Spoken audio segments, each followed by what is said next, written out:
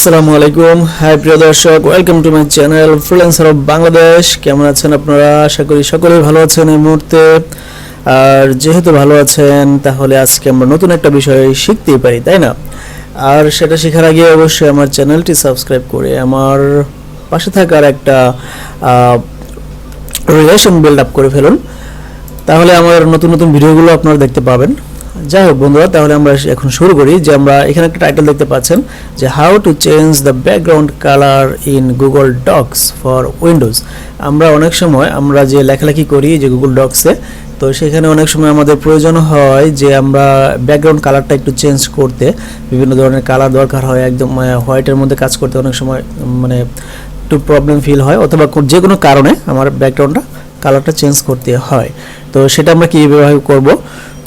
তো সেটা করতে হলে আমাদেরকে প্রথমে যেতে হবে, এই যে এখানে দেখতে পাচ্ছেন যে বাম পাশে ফাইল নামে যে অপশনটি রয়েছে, আমরা এইখানে ক্লিক করব। হ্যাঁ, এখানে ক্লিক করার পর আমরা আস্তে আস্তে নিচের দিকে যাব। নিচের দিকে যাওয়ার পরে এই সবগুলো অপশনের নিচের দিকে দেখবেন যে পেজ সেটআপ নামে যে অপশনটি রয়েছে, আমরা এটাতে ক্লিক করব।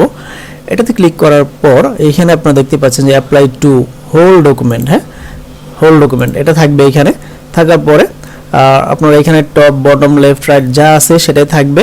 আর এখানে এই যে পেজ কালার আপনারা যারা দেখতে পাচ্ছেন, এটা হচ্ছে আমরা মূল বিষয়টা যেটা চেঞ্জ করব সেটা এখান থেকে পেজ কালার। হ্যাঁ, তো এখানে ক্লিক করার পরে এখানে আপনারা দেখতেই পাচ্ছেন মাল্টি কালার, বিভিন্ন ধরনের কালার রয়েছে।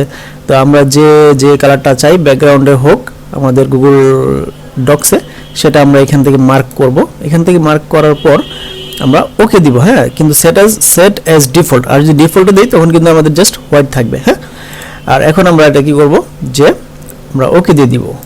ওকে দেওয়ার পরে দেখুন, ওয়াও, ভেরি নাইস একটা কালার চলে এসেছে এখন আমাদের গুগল ডক্সে। তো খুবই সুন্দর দেখতে পাচ্ছেন আপনারা। তো আমরা এভাবেই আমাদের গুগল ডক্সে কালারটা চেঞ্জ করে নিতে পারি বন্ধুরা।